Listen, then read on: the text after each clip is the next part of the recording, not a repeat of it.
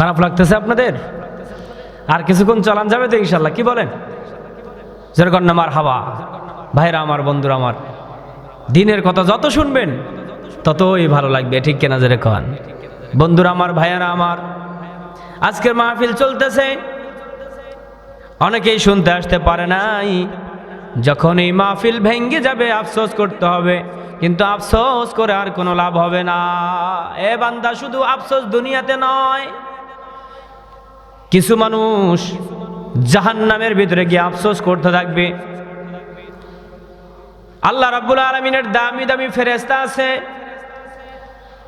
ডাক দিয়ে বলবে, ও জাহান্নামীরা, তোমরা জাহান্নামে এসেছ, তোমাদের দিলের ভিতরে কোনো আফসোস আছে কিনা?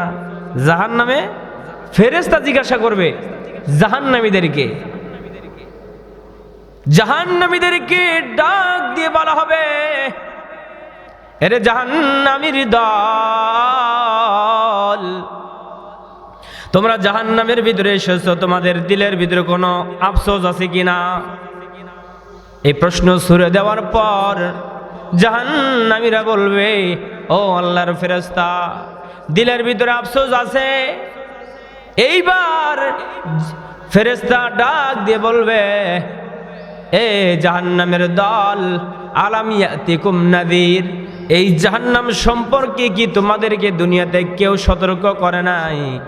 এই জাহান্নাম সম্পর্কে কি তোমাদেরকে কেউ কোনো ধরনের ধারণা দেয় নাই? কয়ে দিয়েছে। ও আল্লাহর ফেরেশতা, আজকে সেগুলা মনে পড়ে আফসোস হচ্ছে। ফেরেশতা ডাক দিয়ে বলছে, কি ধরনের আফসোস? দিলের ভিতরে কি ধরনের আফসোস? একটু আমাকে শুনিয়ে দাও। এই কথা বলার পরে জাহান্নামীরা বলতেছে, দুনিয়ার ভিতরে আমাদের এক নাম্বার যেই আফসোসটা আমরা জাহান্নাম থেকে দুনিয়ার সেই কথাগুলা স্মরণ করে করতেছি, জাহান্নাম থেকে দুনিয়াতে সেই সময়ের আফসোস করি যেই সময়ের ভিতরে মুয়াজ্জিন মসজিদের ভিতরে আজান দিত, আল্লাহু আকবার, আল্লাহু আকবার, আল্লাহু আকবার, আল্লাহু আকবার, আশহাদু আল্লা ইলাহা ইল্লাল্লাহ, আশহাদু আল্লা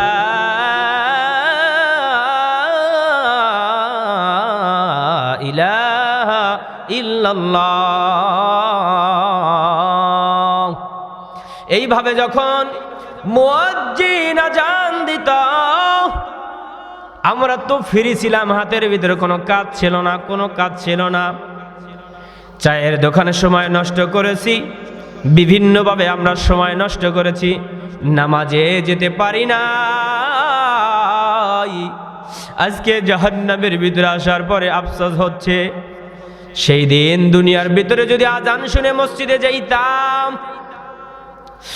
সেই দিন যদি আজান শুনে নামাজের জন্য যাইতাম, আজকে আমাদের এই জাহান্নামে আসা লাগতো না। ও আল্লাহর ফেরেশতা, আমরা এই জাহান্নামের ভিতরে এসেছি, কিন্তু দুনিয়ার সেই সময়ের কথা মনে হচ্ছে, নামাজের কথা মনে হচ্ছে। আমরা যদি দুনিয়াতে নামাজ পড়তাম, আজকে জাহান্নামে আসা লাগতো না। অতএব সেই দিন যদি আমরা নামাজের প্রতি গুরুত্ব দিতাম, আজকেই জাহান্নামে আসা লাগতো না। দুনিয়ার সেই নামাজের জন্য আজকে অনেক বেশি মায়া লাগতেছে। তিন কারণের এক কারণ হচ্ছে দুনিয়াতে তারা সময় নষ্ট করছে, নামাজ পড়ে নাই, এই নামাজের জন্য আজকে তাদের মায়া হচ্ছে। আল্লাহর নবী বলছে, দুনিয়ার মানুষ, মিফতাহুল জান্নাতিস সালাহ, নামাজ বেহেশতের চাবি। নামাজ, নামাজ বেহেশতের চাবি। এই নামাজ যে না পড়বে জাহান্নামে যেতে হবে, জান্নাতের চাবি পাবে না। নামাজ বেহেশতের চাবি, তাই নামাজ পড়ো। দুনিয়াতে আমরা নামাজ পড়তে পারি নাই, তাই তো দিলের ভিতরে নামাজের মোহাব্বত আজকে হচ্ছে। আউয়ালু মা ইউহাসাবু বিহিল আবেদু ইয়াউমাল কিয়ামাতিস সালাহ। আল্লাহর নবী বলছে আখিরাতে নামাজের হিসাব হবে। ও দুনিয়ার মানুষ, আমরা নামাজ পড়ি নাই, আজকে জাহান্নামে এসেছি। আখিরাতে কিন্তু নামাজের হিসাবটা সর্বপ্রথম নেওয়া হবে। এই জন্য নামাজের প্রতি গুরুত্ব দেওয়া, নামাজ সময় মতো পড়া, নামাজের হিসাব রাখা। রে বাবা, এ বাবা, জাহান্নামে যাওয়ার মাত্র কারণ আছে। কিছু কারণে মানুষ জাহান্নামের ভিতরে যাবে। যেমনটি ভাবে এই জাহান্নামের মানুষগুলো আল্লাহর ফেরেশতাকে ডেকে ডেকে বলছে, আল্লাহর ফেরেশতা, দুনিয়াতে নামাজ পড়ি নাই, তাই তো আজকে এখানে কত আযাব হচ্ছে। যদি যথাসময়ে নামাজগুলো পড়তাম আজকে জাহান্নামে আসা লাগতো না। জাহান্নামীরা জান্নাতীদেরকে বলতেছে, যদি নামাজগুলি পড়তাম, আনিল মুজরিমিন মা সালাকাকুম ফি সাকার ক্বালু লাম নাকু মিনাল মুসাল্লিন।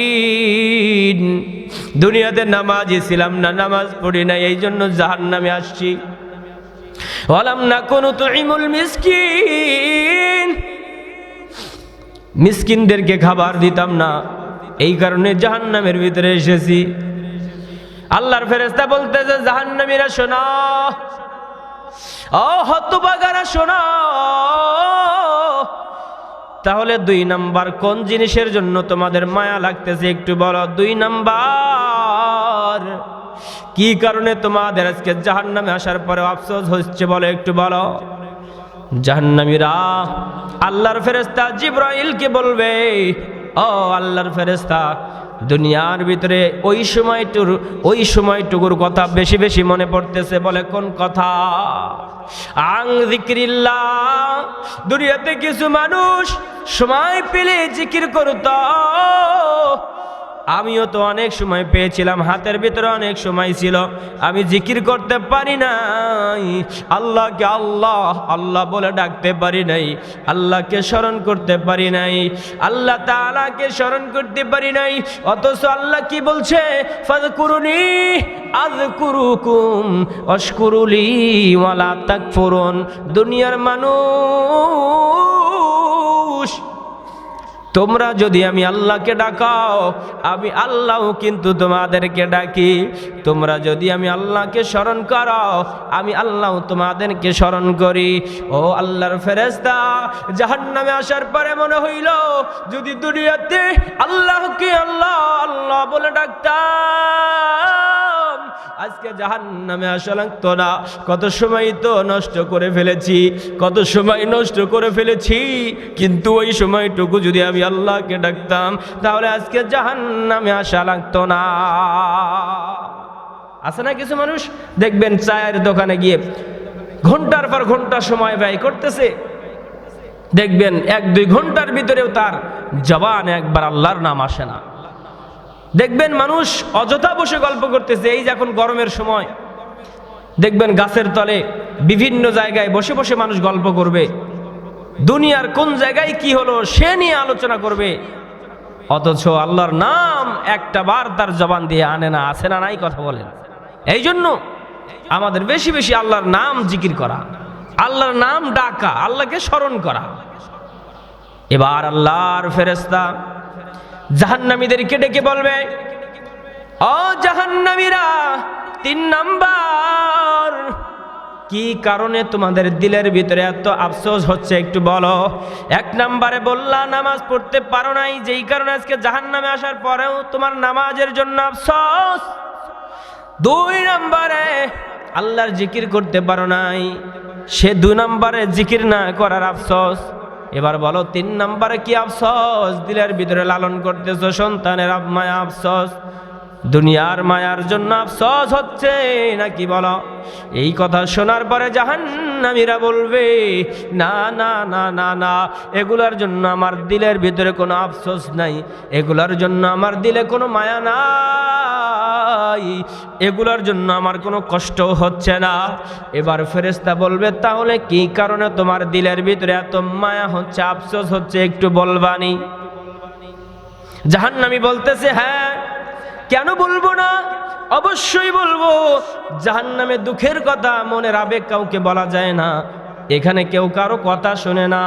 তুমি যেহেতু আমার কাছে শুনতে চাইতেছো, এই জন্য আমি তোমাকে বলতে পারি, 3 নম্বরে যেই জন্য আমার দিলের ভিতরে মায়া হচ্ছে, সেটা হলো দুনিয়াতে কত অভাবী মানুষ ছিল, অনাটন মানুষ ছিল, অসহায় মানুষ ছিল।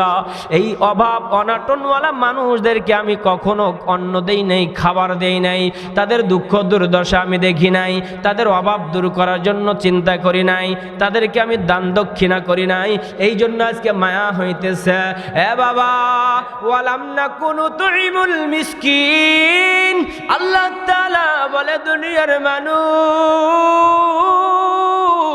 দুনিয়াতে তোমরা গরিব অসহায়দেরকে খাবার দিবা। এ বাবা, আমরা পারি নাই, আজকে সেই জন্য মায়া হইতেছে। দুনিয়াতে কোরবানি করেছি, কিন্তু কোরবানির কত দামি গরু কোরবানি করলাম, গরিবরা আসলে দিতে চাই নাই, গরিবদের মুখে খাবার দিতে পারি নাই, গরিবদেরকে পর্যাপ্ত পরিমাণ আমরা দিতে পারি নাই। গরু জবে করে আমরা এনে ফ্রিজের ভিতরে রেখে দিয়েছি, কোরবানির গোশত আমরা ফ্রিজে রেখে বছরের পর বছর খেয়েছি, গরিবদেরকে দেই নাই। এজন্য আফসোস হবে দিলের ভিতরে যে দুনিয়াতে গরিবদের দিকে আমরা তাকাই নাই, গরিবের জন্য সাহায্যের হাত আমরা বাড়ায় দেই নাই, মিসকিনদেরকে ভালোবাসি নাই। এই যে কোরবানি আসতেছে, কোরবানি মানেই শুধু গরুর গোশত খাওয়া না। বাজার থেকে 2-3 লাখ টাকা দিয়ে গরু নিয়ে সে জবে করে দিলাম, সমাজের ভিতরে আলোড়ন সৃষ্টি হয়ে যাবে, আমাদের অমুক ভাই কোরবানি করেছে দামি গরু, এর জন্য কোরবানি নয়। কোরবানি শুধু পশুর গলায় ছুরি বাজানোর নাম কোরবানি নয়।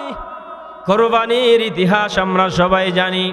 এ বাবা, আগের জমানায় কোরবানি কবুল হয়েছে কিনা এটা বোঝা যাইতো, জানা যাইতো, সে বুঝতে পারতো কোরবানি কবুল হলো কিনা। যেমন আদম আলাইহিস সালামের 2 সন্তানের ঝগড়ার কারণে তারা যখন কোরবানি করলো, কোরবানি ওই গোশতগুলা নিয়ে পাহাড়ের পাদদেশে রেখে এসেছিল। আসমান থেকে যার গোশত জ্বালায় দেওয়া হবে তার কোরবানি কবুল, যারটা জ্বালায়া দিবে না তারটা কবুল হয় না। এ বাবা, আমরা তো গরু জবেহ করি, আমরাই খাই, তারপরেও কত কথা, অমুক ব্যক্তির নামে কোরবানি হচ্ছে। জবেহ করতে গেলে বলে, হুজুর আমি, আমার বাবা, আমার ভাই 3 জনের নামে আমি কোরবানি করতেছি, আপনি জবের সময় বলে দিয়েন। না, কোনো ব্যক্তির নামে কোরবানি হয় না, কারো নামে কোরবানি দিলে জায়েজ হয় না। এটা আমাদের সতর্ক থাকতে হবে, মনে রাখতে হবে, কোরবানি পক্ষ থেকে হয়। আপনাদের বলা দরকার, হুজুর আমার পক্ষ থেকে, আমার বাবার পক্ষ থেকে, আমার ভাইয়ের পক্ষ থেকে কোরবানি করছি। এই জন্য কোরবানি কারোর নামে হয় না, কোরবানি আল্লাহর নামে হয়। আল্লাহর নামে কোরবানি আমাদেরকে করতে হবে রে বাবা। শুধু কোরবানি করে গোশত টুকুন বাড়িতে ঢুকায় দিলাম, এটা হবে না। কোরবানি করে আমার আশেপাশের গরিবদের বাড়িতেও গরুর গোশত পৌঁছায় দিতে হবে। দেখা যায় মোবাইলের ভিতরে কত সময় দেখি, কোরবানি করার পর মানুষেরা নিজেদের পশুর গোশতগুলো বাড়িতে নিয়ে যায়, বাড়ির পাশে অসহায় একজন মানুষ কোরবানি দিতে পারে নাই, বাড়িতে অনেক মেহমান আসবে, ঈদের দিন গরুর গোশত তো কোথাও পায় না, পরিশেষে মুরগি নিয়ে বাড়ির দিকে রওনা করে। এই জন্য গরিবদের আমাদেরকে ভালোবাসতে হবে, গরিবদেরকে ভালোবাসলে স্বয়ং আল্লাহ আমাদেরকে ভালোবাসে। বাবা, গরু জবে করে গরিবদের ঘরের ভিতরে খাবার দিয়ে আসতে হবে, গরিবদের ঘরে গোশত দিতে হবে, আনন্দ সবার দিলের ভিতরে দিয়া সবাই ভাগাভাগি করে আমাদেরকে ঈদ পালন করতে হবে। এই জন্য বাবা, জাহান্নামীদের আফসোস, নামাজ পড়ে নাই, এ বাবা জিকির করে নাই, এ বাবা গরিবদেরকে দান করে নাই, এই আফসোস তারা আজীবন করবে, কিন্তু তাদের এই আফসোস আর কোনোদিন দূর হবে না। তাই আসুন আমরা যারা এখনো দুনিয়ায় আছি রে বাবা, আমরা পরিবর্তন হই, চিন্তার পরিবর্তন আনি, নামাজগুলো গুরুত্ব সহকারে পড়ি, গরিবদেরকে আমরা সাহায্য সহযোগিতা করি। এ বাবা আমরা আল্লাহর নাম বেশি বেশি করে ডাকি। যারা এই আমলগুলো করবে আল্লাহ রাব্বুল আলামিন তাদের জিন্দেগির গুনাহ মাফ করে দেবে। কন্যা সুবহানাল্লাহ।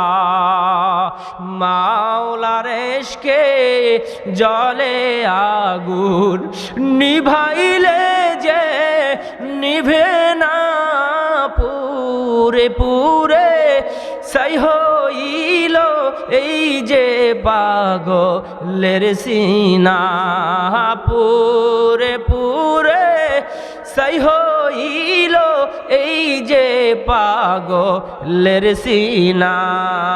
মাওলার ইশকে জ্বলে আগুন, নিভাইলে যে নিভে না পুরে পুরে, সাই হইল এই যে পাগলের সিনা। মাওলার ইশকে জ্বলে আগুন, নিভাইলে যে নিভে না পুরে পুরে, সাই হইল এই যে পাগলের সিনা। মারহাবা বলো।